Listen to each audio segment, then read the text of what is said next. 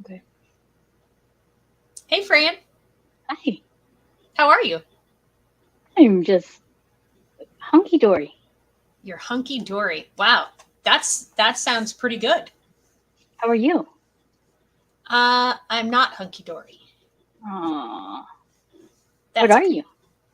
Um, I don't know. I'm here. I'm doing. Is that what you always tell me? I'm doing. Hmm. Uh-huh. Yep. That's me today. Okay. Excuse me. Not feeling the greatest, but I'm happy sorry. to be here. That's okay. So, hi everyone who is joining us. We are Friday with Fran, and the hosts of that, she got the wrong direction going, is Fran.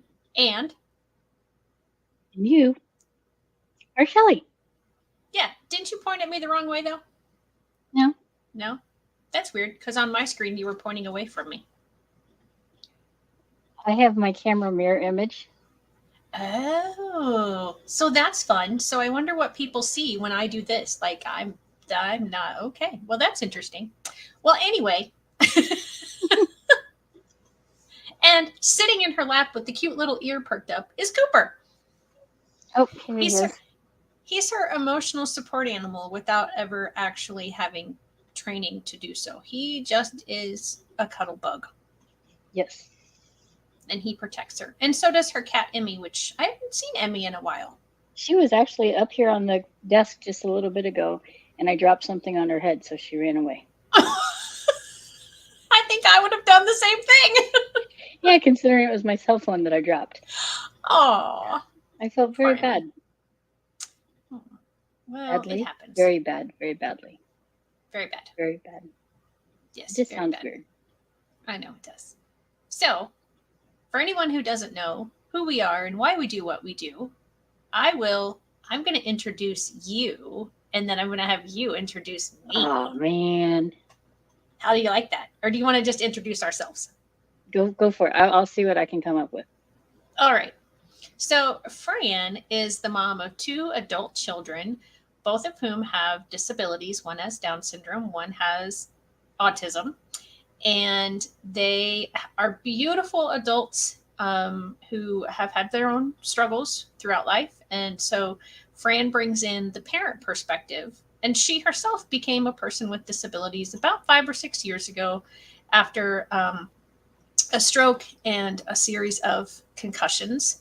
And so she also brings in the person with a disabilities perspective. Wow, that was really good. You've been listening to me. It's almost like I know you. It is. It's kind of freakish. Okay, so this is Shelly, and Shelly is a woman of many hats. She used to be a special educator teacher in the classroom. Now she takes that experience along with many other trainings and other experiences, life experiences, and advocates and implements and oh, I was gonna run with it, but brain just fried. So, but what she does is she helps others through IEPs and the education process to receive the best education possible by keeping them informed and educated. She is also Awesome. an author Oh, of a book and a motivational speaker and a speaker and does continuing education for teachers as well.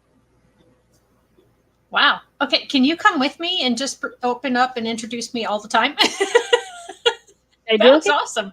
Thank you. You're welcome. See, I do listen. It may You not do. appear it at all times, but I am listening. It's almost like you know me and have known me for a long time too. Yeah, isn't that kind of cool? How God has It put us is. together. Yeah. And in that amount of time, bringing in the title of today's I knew topic, you were going there. we have developed a great deal of trust with one another. Yes. In And therefore, I fact, was able to trust you to introduce me. very good. In fact, I have developed such a trust in you that I allowed you into my medical life, and you got to accompany me to the ER and the hospital. Yes, I did. See, so there is the level of trust that I have in you. Yep. And you have listened to me cry and listened to my heart hurts and heard things that I don't share with everybody. You've been to my home.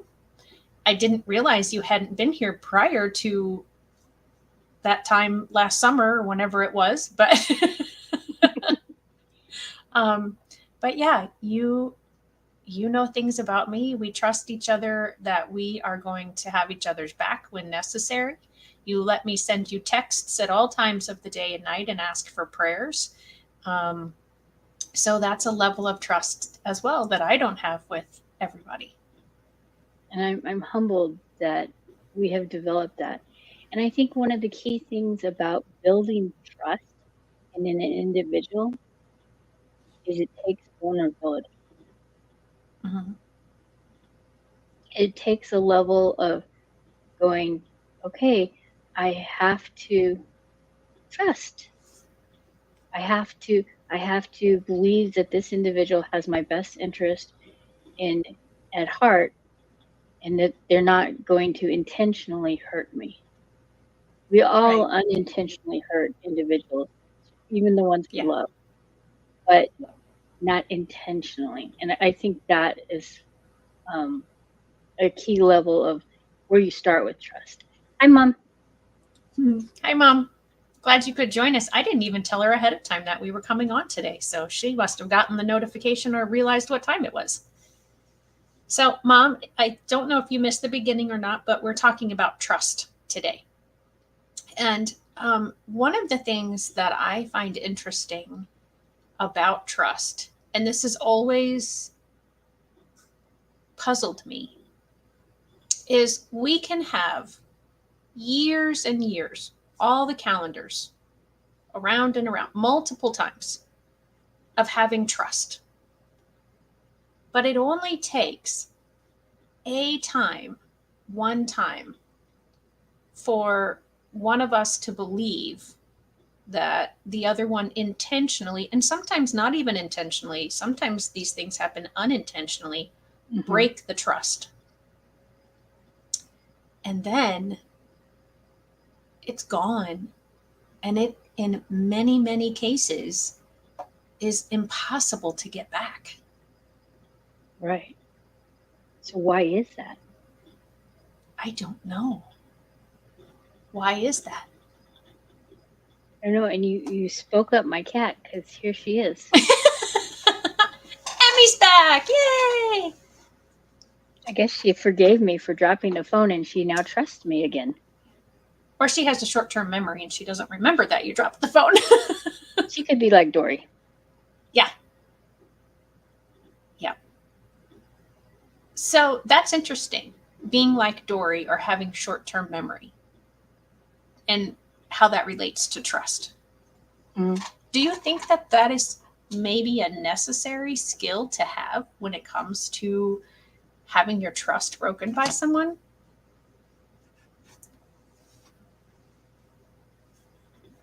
I think that could be good and bad. Because if someone someone breaks your trust, you reestablish trust with them, and then they do it again, the exact same thing, and you keep reestablishing it, I think then you're the fool. Mm-hmm. Because you're allowing yourself to be hurt over and over again. There's a time when you have to grow some long-term memory in there, right? Yeah, I think I agree with that. Yep. But if you don't forget the first time and you don't give them opportunity to break your trust again, and you just presume that they're going to break your trust again, then I think maybe short-term memory loss might be okay, because we all make mistakes. And as I said it, I don't think that every time someone breaks another's trust that it was intentional. Mm-hmm. And so when you unintentionally break someone's trust,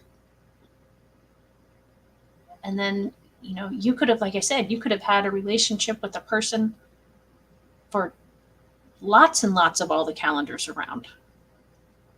And that one incident then puts such a dark stain or completely breaks the relationship. Right. Mom, what do you think about that? What are your experiences with trust and broken trust?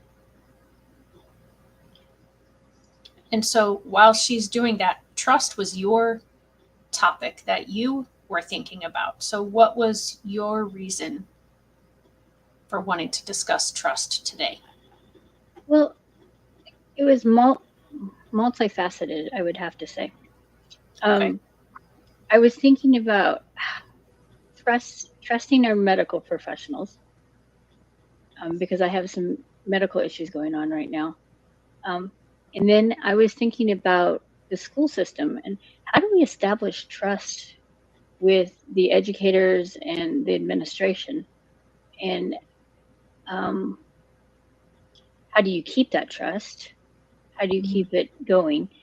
And then I was thinking about just some issues going on in my personal life that require trust. And I don't know if I want to trust anymore. So I have to establish the degree I'm willing to be hurt if I choose to trust again, and the degree I'm willing to give and take. So I know that was a lot more than what you had asked me, but no, that's what I wanted was what was the thought behind the topic? Because we always have, whenever we share topic ideas, we always have something. It's not just the topic, there's some reason that we came up with that idea. So I think when someone apologizes for breaking that trust and really means it, it's easier to forgive them and try again. But if it happens repeatedly, you just no longer have the trust that you gave them. That's really good. Yeah. That was well thought out. Thank you. And we all have trusts broken, but still continue in relationships.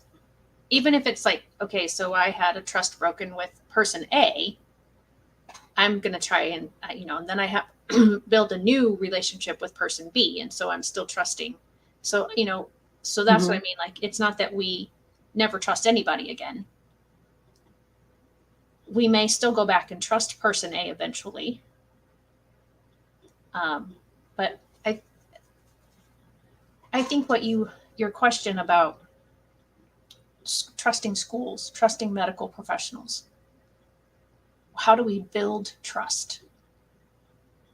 I think there's different ways that we build trust with individuals versus companies versus institutions. It's like the institution of education, the institution of the medical world versus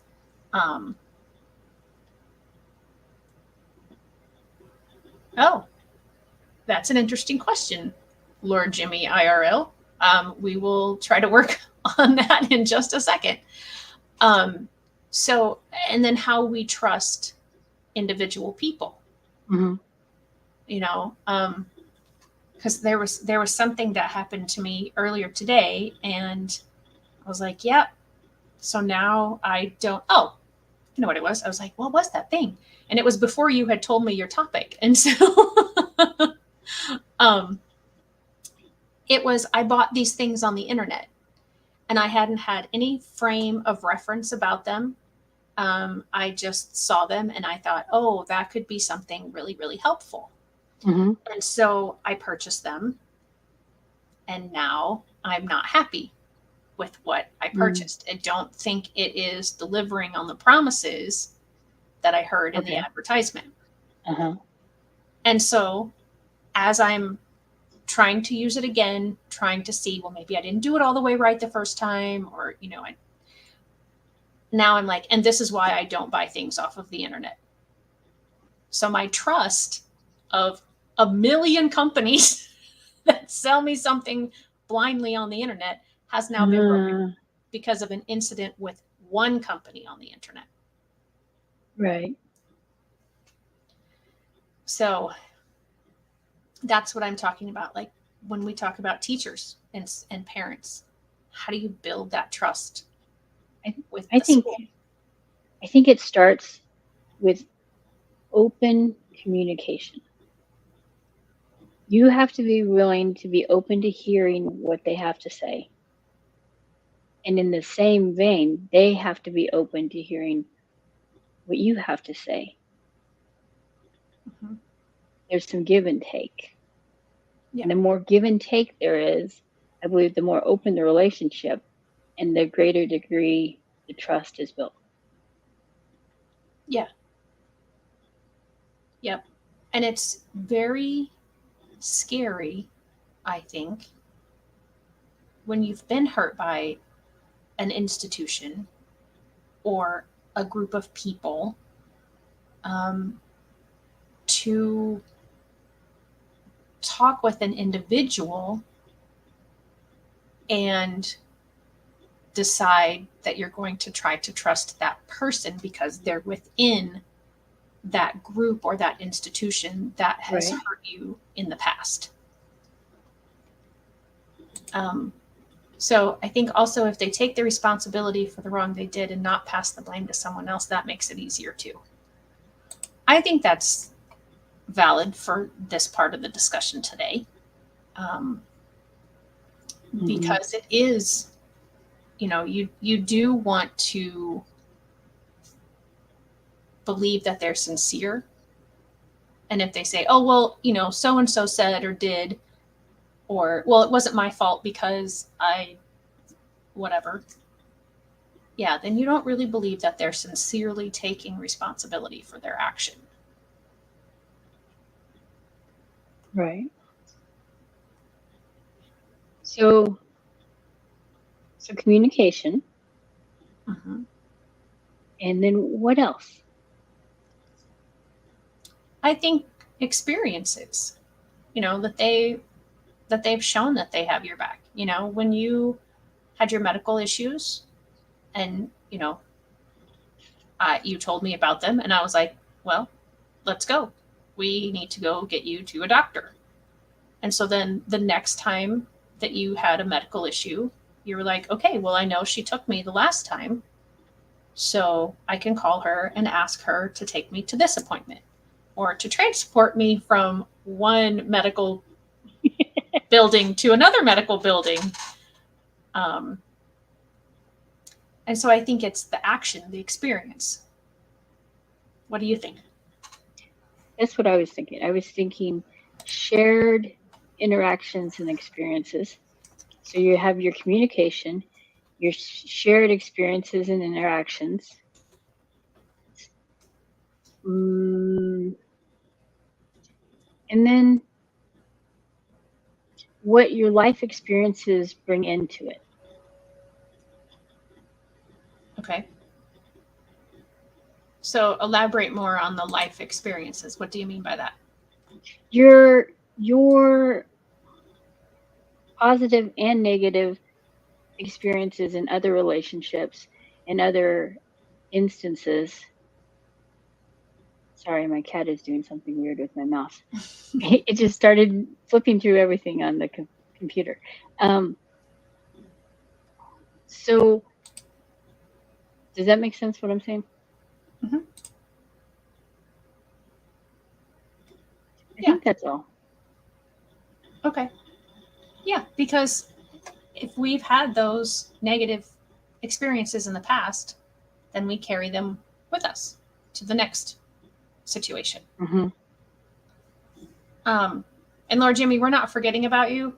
So I don't want you to leave, but I don't think either one of us want to leave the trust topic yet in order to address your question that you had. Yeah. So I think the degree of trust we have with anyone or any institution directly correlates with the degree, the willingness we have of being vulnerable. Mm-hmm. I would agree with that. Yep. Because again, if you've had several bad experiences with, okay, you know, you've said I'm a teacher, so that's the group I'm going to use. If you've had several bad experiences with educators, it's going to be extremely difficult for you to trust the new school year and the new educator, no matter how much they say to you, I understand. I get it. I'm with you. They're going to have to show you a whole lot more because of the previous negative experiences that you've had. Right. I have something very specific. Okay. As an example of what you said. Do you remember you asked the other day on, I think on your No Limits Facebook group, about something a teacher had said? Mm-hmm. So I had said that this educator had told me that they'd been teaching longer than I'd been parenting, and they knew what was right. Mm-hmm. And that really was hard because I come from a family of educators. So I back educators, I support them, I know what they go through. I give them the benefit of the doubt more often than not, just because I've been raised around different teachers. You know, my parents have entertained the teachers in their own houses because that's what teachers, you know. So I was like, oh, so she's an educator, she's a teacher. How am I supposed to trust after having that with the beginning time my son entered education into Right. the public education system? And it took a bit for me to be willing even to trust once he got out of that area of education into another area. To trust this educator, she had to prove that she was trustworthy. Right. Yeah, and that makes sense. And as you were telling that, I was thinking about a situation where someone did say something, and I felt bothered, offended, and I'm really difficult to offend by the statement. But then the more I thought about the particular statement by this person, I thought, oh, all right, I see now from the other perspective what was meant by it. And so the example that I'm thinking of is I was in a meeting with parents. I was the special educator. There was the psychologist. There was the gen ed teacher. I don't remember if there was anyone else in this particular meeting, but the parents wanted their child to have special education services. And the school psychologist was saying, well, I'm not 100% sure that they need the special education services. And there was this discussion back and forth about, why or why not. And one of the main reasons from the parents' perspective was that the student was getting very low grades. They were passing, but barely passing in several of their subjects. Hey, Alex, welcome. Yay, hi, glad to Dusty. hear. Thank you. And she said, the school psychologist said, even if your child is getting low grades in their gen ed classes without getting any supports, they're being taught by the expert. The gen ed teacher is the expert. Where if they go to the special ed, that's not the expert. And I was like, whoa, what? What do you mean by that? And so I didn't, I was just kind of sat there and, because it's a team decision and I didn't have as much knowledge about the child in that particular instance. And what she meant by that, and what I finally really have come to understand, and I actually make this statement now myself, is that we are all experts at the table, experts in our particular content. You know, she's the expert in psychology, school psychology. I'm the expert in special education. The gen ed teacher is the expert in general education. The parent is the expert in the child. If there had been related therapists, they would be the experts in OT or PT or whatever. Mm-hmm. Saying that getting it from the expert, even if you're not getting A's or B's in the class, what she meant is that that gen ed teacher of that grade level or of that content subject area knows that information so much better and has so much more experience with it and teaching it, because that's their focus. That's what they went to school to learn. That's what they are working on. That's, you know, however many, all the calendars they've been in a school system, they have taught that particular thing. If the child goes out to the special education teacher for that subject, that special education teacher has to learn all the subjects for all the grade levels that they work with. Mm-hmm. And so their base knowledge can't be as much as the general education teacher who only focuses. So it's basically like saying, you know, you have an expert who knows one thing versus somebody who has to work on 5 things, this many things. Mm-hmm. So there's no way that this person over here who has to know all the 5 different things can know it as well as the person who is just by themselves learning that one, teaching that one thing. So special education teachers, our expertise comes from being able to accommodate, modify, differentiate, understand behaviors, and a whole lot of different categories. And the gen ed teacher is that content, that grade level, whatever it is. So while I didn't like the statement, I realized, oh, it actually is, it's true. I just had to frame it correctly. Mm-hmm. However, the statement that you were told, well, I've been teaching longer than you've been a parent, and so I'm right. I don't believe that, because they hadn't been teaching your child longer than you had been your child's parent. Mm-hmm. So again, they know philosophies, they know methodologies, they know pedagogy, all the big words, but they don't know your child. So I think it could have been worded differently and it might have been okay. Maybe, you know, look, I've been teaching for a long time and I really think this is the right way. Or this has been my experience and it's worked this way for, you know, even that's kind of because again, it's your child and you know your child. So yeah, that's a bit of a tougher one, I think. So Alex, we're talking about trust today and the different areas where we give trust, how we build trust, how it's so easily lost.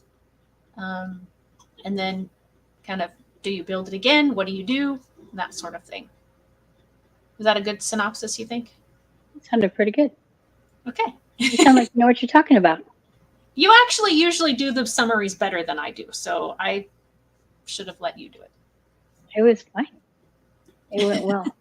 So I just, I think the key for me with trust, as I think on personal relationships, I'm gonna bring it to the personal level now, because we've kind of talked about the educational level, but how I develop trust on a personal level is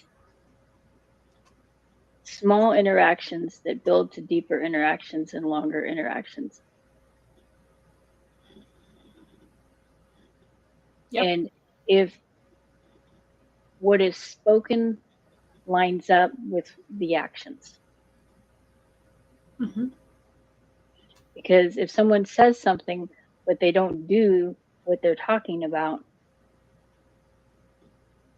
there's a lack of trust already right there. Right. Yep. Actions develop the trust. It's not words. So, yeah. So for you, in the personal level, how about you? Do you have something different, or is it similar, or? No, I think it's very similar.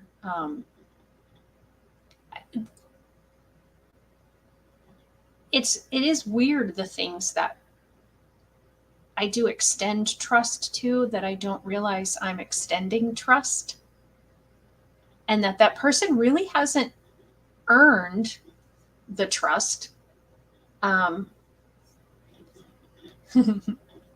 Alex says, that's what I was going to say. Actions speak louder than words. And Mom says, you hit the nail on the head, Fran.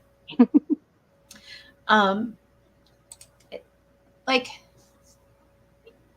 the first time Kevin and I have moved around a bit in our marriage. And so, like, the first time we ever went to a new place and I had to find a new dentist or a new mechanic, I had to extend the trust before any real interaction. Mm-hmm. So that is still kind of that personal level. I had to extend trust to the neighbors, that they really wanted to be neighborly.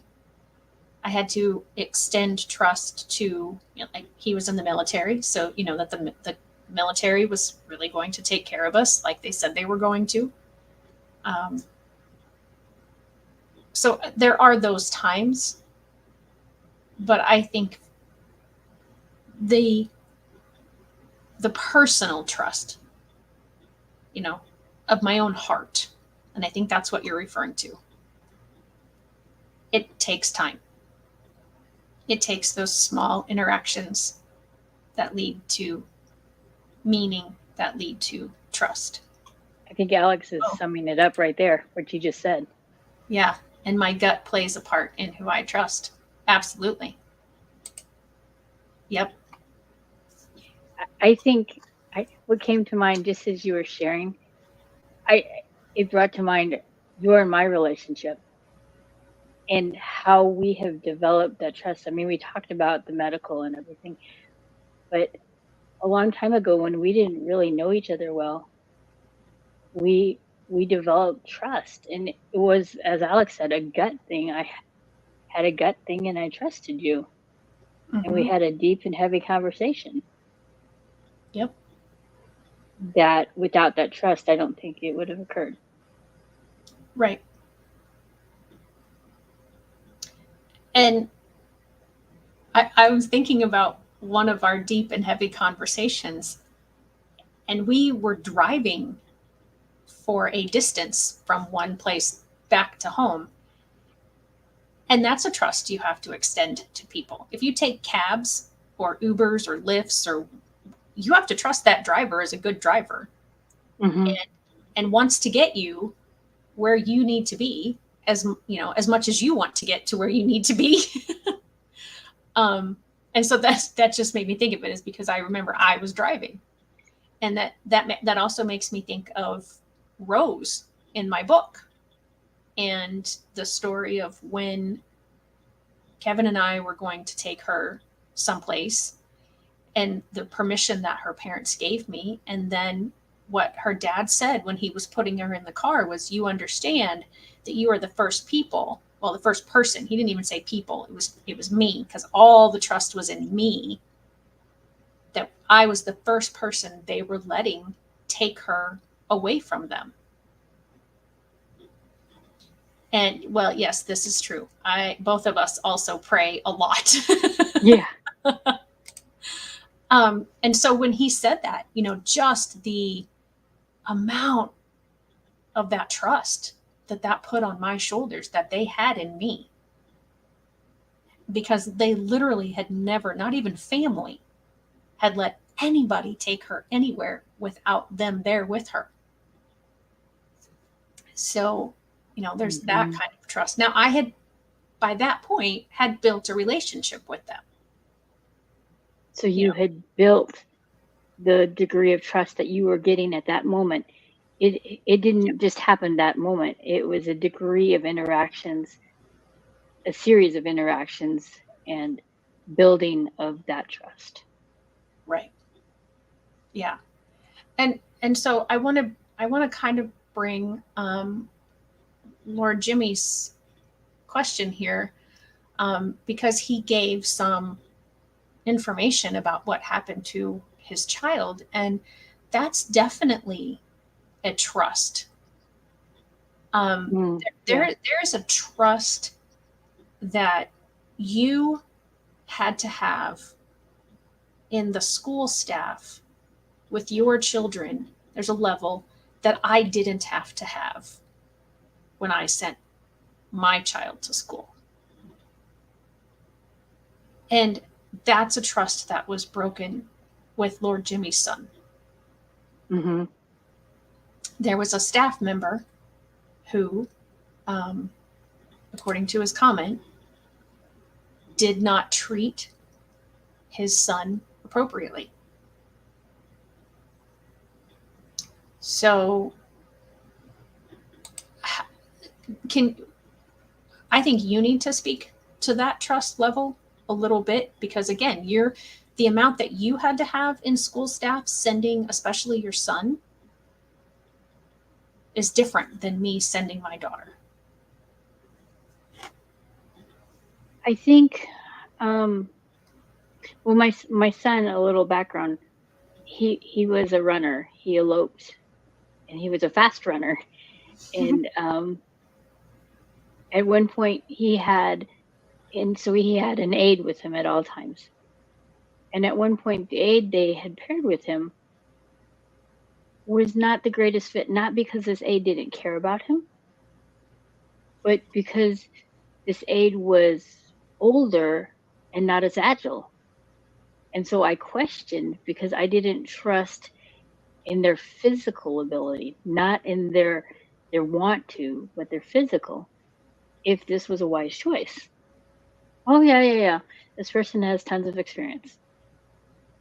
Well, we were at a school function program, and the next thing I know, I see my son go running across the gym. Nobody's with him. People are laughing and ha ha ha ha. Yeah, it's funny because there's a kid on the loose, but it's not funny because my kid should not be on the loose. Right. And in fact, it caused this person to retire early because they put her with somebody that they should not have and set her up for failure. Right. So I had no trust there. Right. And I tried to do something, and there was nothing I could do about it. Well, I'm sure there was if I had pushed and pushed, but I get, as I've talked about in the past, I get tired sometimes of fighting. And right. Sure. So I think I was I'm tired of fighting at this point. But so how do we trust? We have to trust that the appropriate measures are put in place to keep our individuals safe. We have to trust that that the communication lines will always be open. Mm-hmm. We have to trust that somebody cares for our loved one as much as we do. Right. We have to trust in the system. Right. And I think the degree that you have to do all of those things compared to my degree is very different. Because my daughter could come home and tell me if something had happened, and I would believe that she understood every nuance of the situation. Mm-hmm. Where you and a lot of parents of kids with disabilities can't always have that same trust.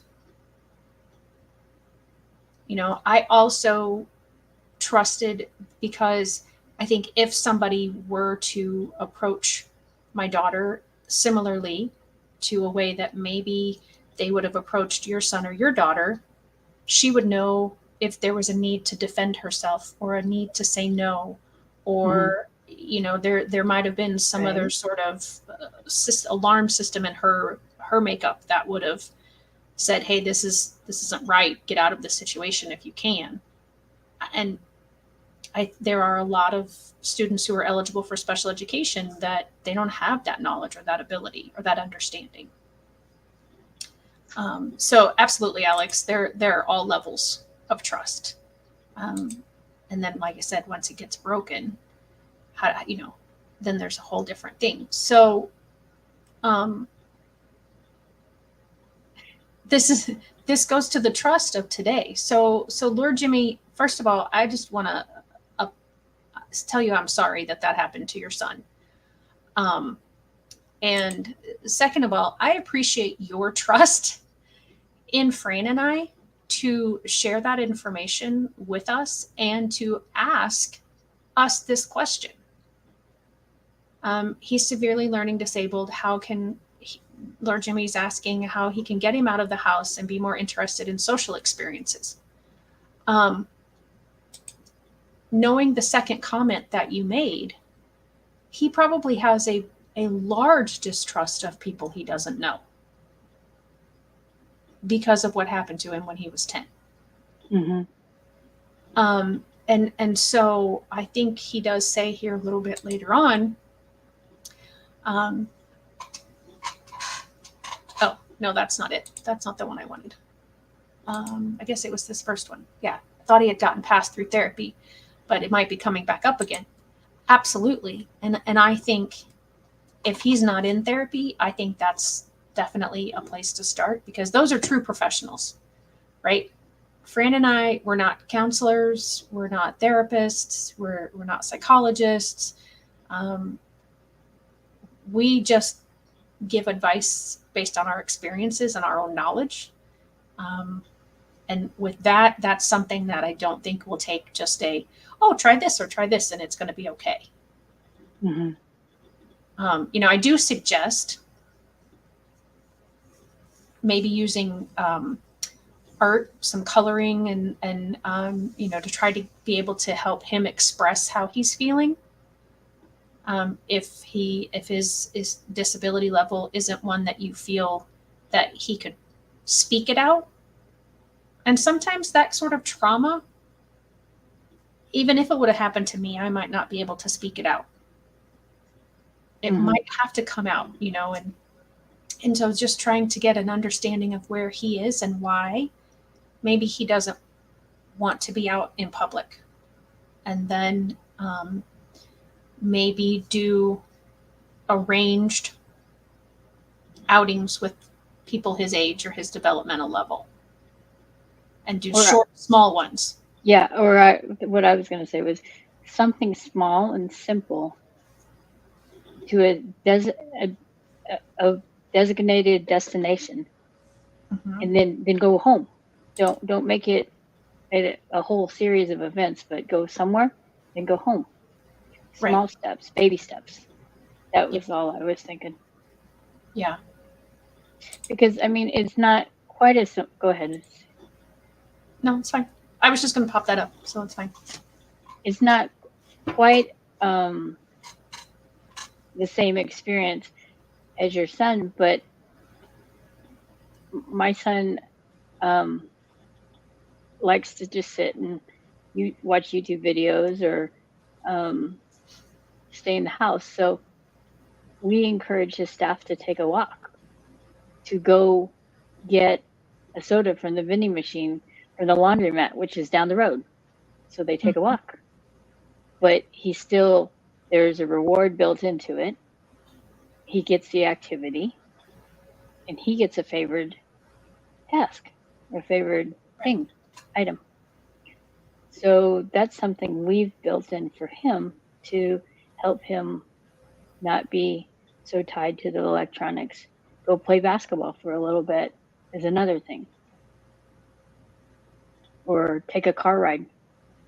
Just go around. Yep.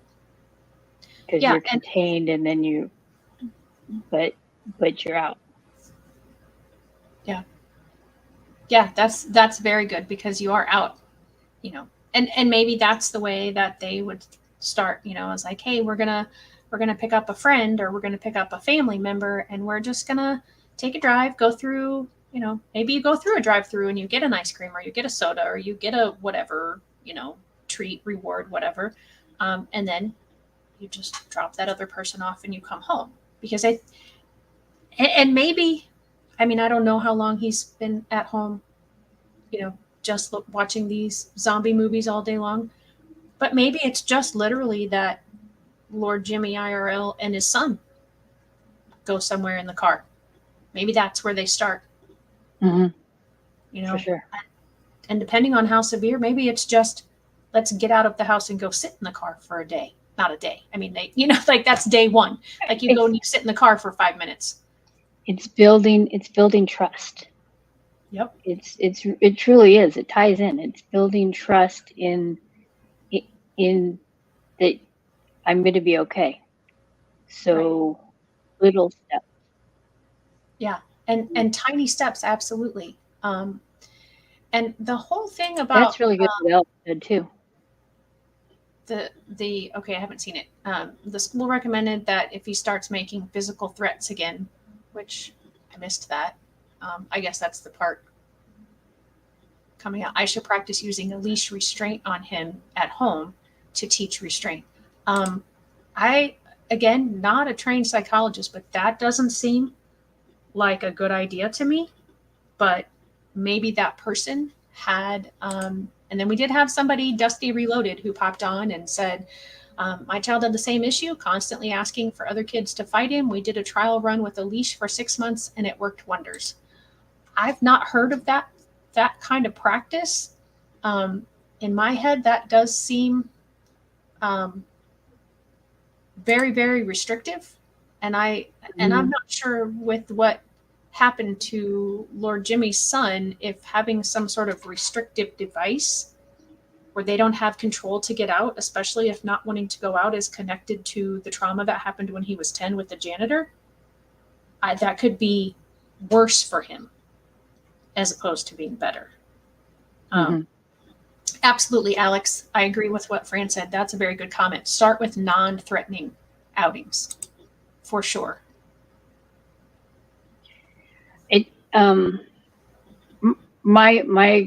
What happened just recently in my past wasn't to that extreme, but I had trust in the security of my house broken.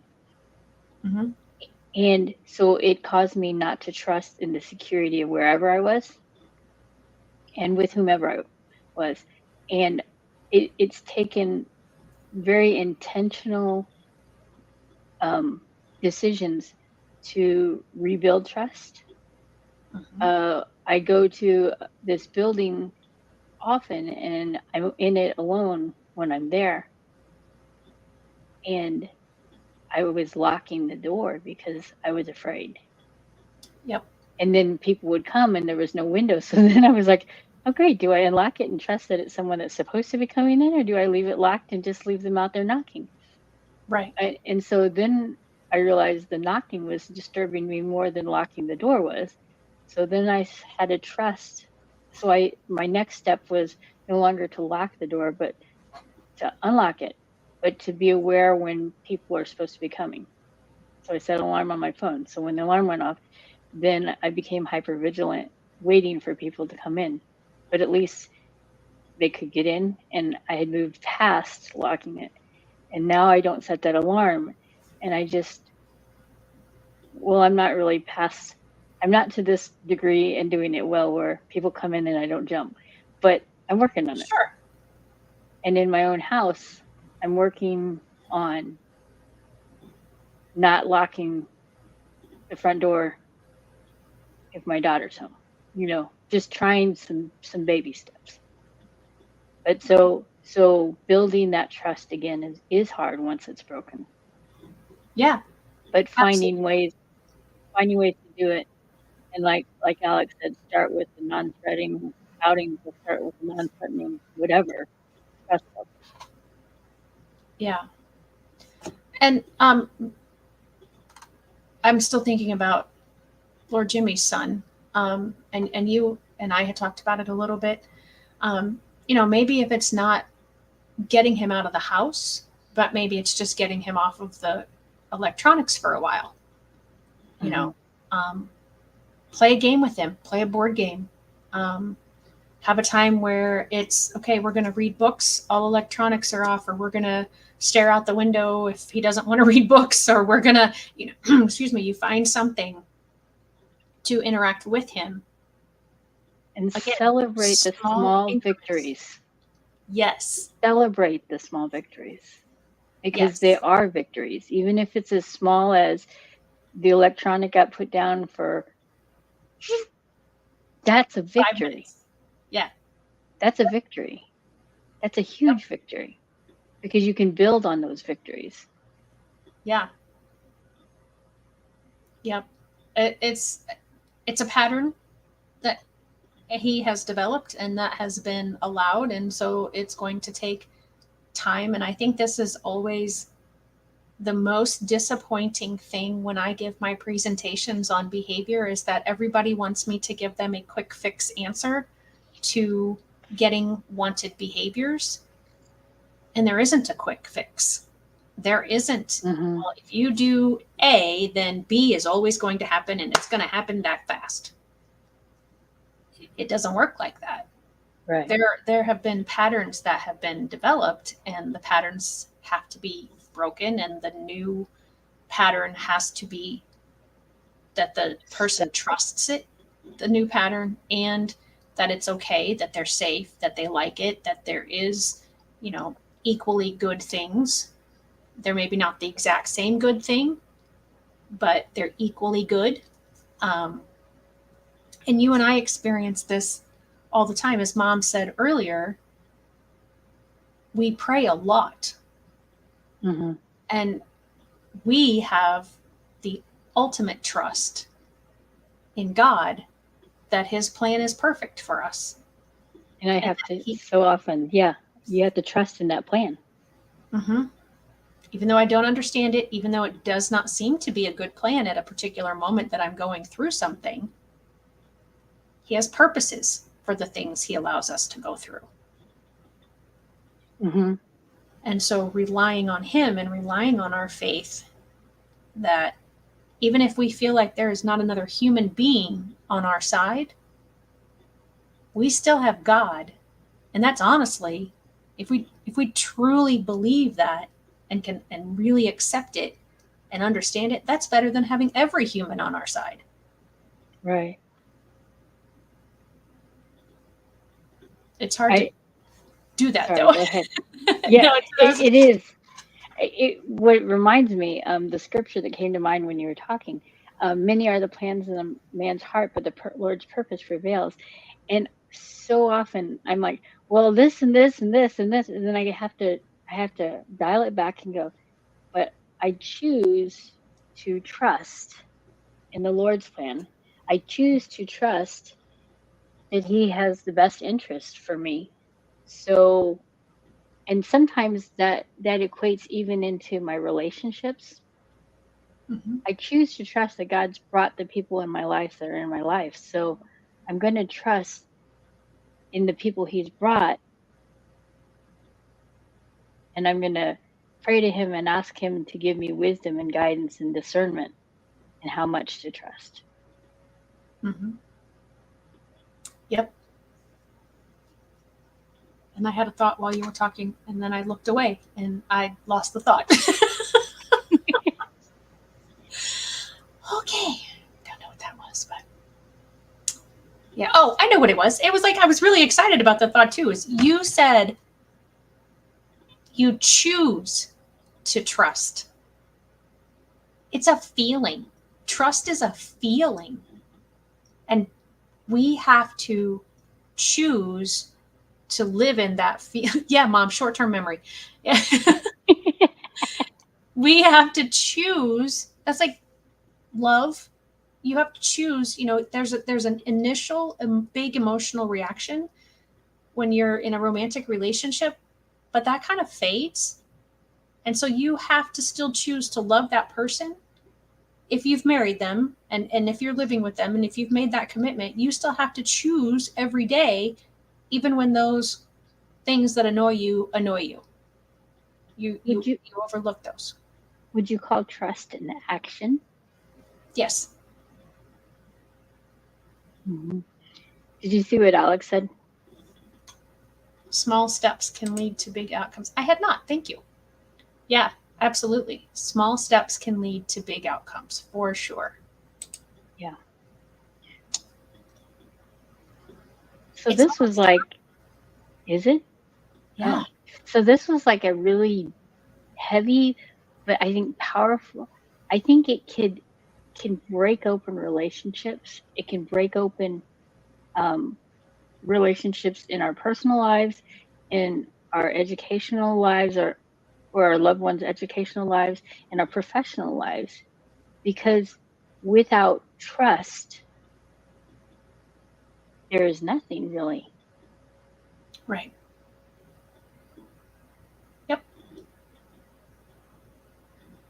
And I definitely think, you know, when you ask me if I thought it was an action, that yeah, if someone breaks your trust, that you do have to be intentional about extending that trust to them again. And so I think that's an action. And just like love, many people say, is an action, you see it, you can say it as much as you want, but until somebody shows it to you with their actions, you don't necessarily always believe it, or you don't believe it as much. And I think it's the same thing with trust. Yeah. You know, I was thinking just a concrete example that's been throughout this episode that we had today was Cooper. He trusts me, and he Yep. trusts me enough to fall asleep on my shoulder and know that I'm not going to drop him. He trusts that I'm going to take care of him. Mm-hmm. And so he trusts me enough that he could relax enough to go to sleep. So Right. that was just a thought I had as now that he's across my lap sleeping. Yeah, he's like, okay, this isn't comfortable. I'm going to lay down here now. Well, Yeah. no, my arm got tired and I kind of had to let him go. I could no longer support him, so he could no longer trust my arm. There you go. Understood. Understood. All right.